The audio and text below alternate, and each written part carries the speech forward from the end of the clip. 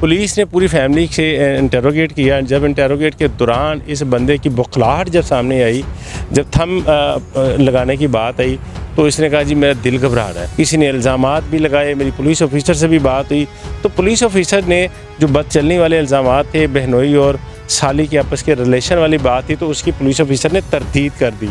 उन्होंने कहा ऐसी कोई बात नहीं है। कुछ आयशा की मेहंदी हो गई, सारी रस्में हो गई, चंद घंटों के बाद बारात थी और उसको मुदस्सिर की बातों को लाइक करें, सब्सक्राइब करें और बेल आइकन को प्रेस करें ताकि नए आने वाली अपडेट आप तक पहुंच सके। ये तो नाज़रीन आयशा के घर के बारे में मौजूद हैं। सोशल मीडिया पर ये वीडियो आग की तरह वायरल है। एक हवा की बेटी के साथ बहुत बड़ा जुल्म, बारात वाले दिन कत्ल कर दिया गया। हमारे साथ मौजूद हैं सीनियर क्राइम रिपोर्टर, माशाल्लाह उन्होंने हमें टाइम दिया, जिनका 30 साल तजुर्बा है, राणा दिलशाद साहब। इन्होंने इस केस को देखा और परसू किया और यहाँ के जो लवाहिकीन हैं उनसे बात की और हम सायों से बात की। इन्हीं से बात करते हैं, जानते हैं कुछ इनकशाफात सामने रखना चाहते हैं, वो क्या है, इन्हीं से बात करते हैं। अस्सलाम वालेकुम जी। वालेकुम सलाम, शुक्रिया मुदस्सर भाई, जब हम लोग यहाँ पर आए हैं तकरीबन 3-4 घंटे से यहाँ पर मौजूद हैं। जब आप FIR की बात करें तो FIR में एक वक़ुआ लिखा गया कि जी बहनोई ने साली को फायर मारा, माँ और दूसरी बहन आती है, उसको देखती है तो ये पिस्टल लेकर भागता हुआ नजर आता। हमने बच्चा खुद हमने इसको देखा। ये बात कहाँ पर हुई है? ये FIR का मतन जो है, ये मैंने आपको बात बताई। आपने FIR जो पढ़ी रीड की जी उसके मुताबिक जब हम लोग यहाँ पर आए हैं, हमसायों से बात की, उन्होंने तो बात करने से बिल्कुल इनकार कर दिया। जब हमसायों से बात की तो उन्होंने तरह तरह की बातें की, किसी ने इल्ज़ामात भी लगाए, मेरी पुलिस ऑफिसर से भी बात हुई, तो पुलिस ऑफिसर ने जो बदचलनी वाले इल्ज़ामात थे, बहनोई और साली के आपस के रिलेशन वाली बात थी, तो उसकी पुलिस ऑफिसर ने तरदीद कर दी। उन्होंने कहा ऐसी कोई बात नहीं है। कुछ महल्लेदारों ने भी इसकी तरदीद की। उसने कहा लड़की बहुत नेक थी, पाकबाज थी, बहुत अच्छी थी, कभी हमने ऐसा वक़ुआ उनके साथ ऐसा नहीं देखा, ना कभी गली में देखा, ना बालकोनी में देखा, ना फ़ोन पे देखा, ऐसी कोई बात नहीं थी।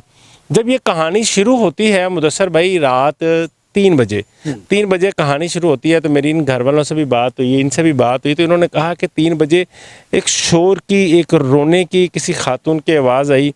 तो हमने कहा कि यार पता नहीं इसके घर में क्या प्रॉब्लम है। अभी मेहंदी की तकरीब थी, कोई बड़े गुम्बरे याद आ गए होंगे तो ये रोना धोना है। और जो बात सामने आ रही है वो ये आ रही है पसंद और नापसंद की शादी की बात थी। अच्छा देखिए, आप आए, चीज़ें देखी, काफ़ी डिजिटल चैनल्स ने भी कवर किया और उस पर यह भी कहा गया कि जो बहनोई है इसकी तो बाद में तबीयत ख़राब शुरू हो गई और कोई पिस्टल का मामला था कि पिस्टल कोई प्लाट में फेंका गया।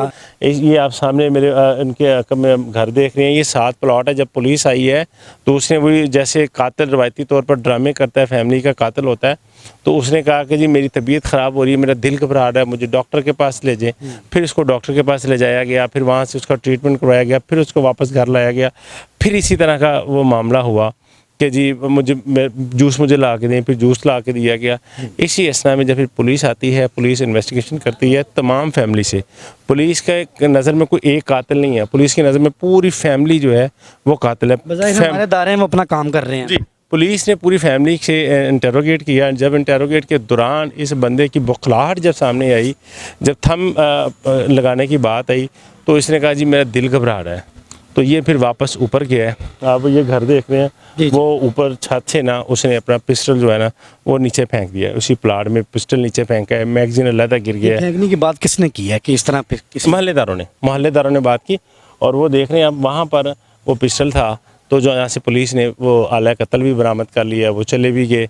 इसके बाद इतनी देर में ना वो यहाँ से भागा है। पुलिस भी इस बात को मानती है कि पिस्टल मिला है प्लाट्स में से? जी मिला। सारा पूरा इलाका जो है वो इस चीज़ का गवाह है। पुलिस ने इकरार कर लिया, मुलज़म ने भी इकरार कर लिया है कि मैंने ये कत्ल किया है, लेकिन कत्ल की वजह जो है वो सामने अभी तक नहीं लाई जा रही, ना मुद्दई की जानिब से, ना मुलज़म की जानिब से और ना इनके किसी घर वालों की जानिब से। तदफीन के मामलात हो चुके हैं, लड़की की तदफीन के मामलात हो।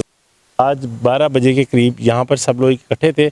उसके बाद ये अपने आबाई गांव फूल नगर वो जनाजे को लेकर चले गए। अब भी जो यहाँ पर दामाद है इस घर का, उसके जो घर वाले हैं वो यहाँ पर मौजूद है कि इसकी मकतूला की जो 2 बहनें हैं वो एक ही घर में ब्याही हुई थी। ठीक है। जो कातिल है बहनोई वो और दूसरी वो।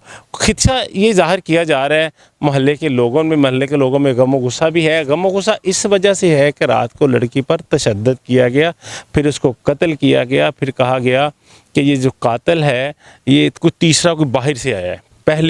वो अहले इलाका परेशान हो गए कि भाई कि तीसरा कातिल कहाँ से आ गया, तुम्हारे घर की बात है। तो कईयों पर शुबे, कईयों पर मामला, बहुत सारी चीज़ें हुई।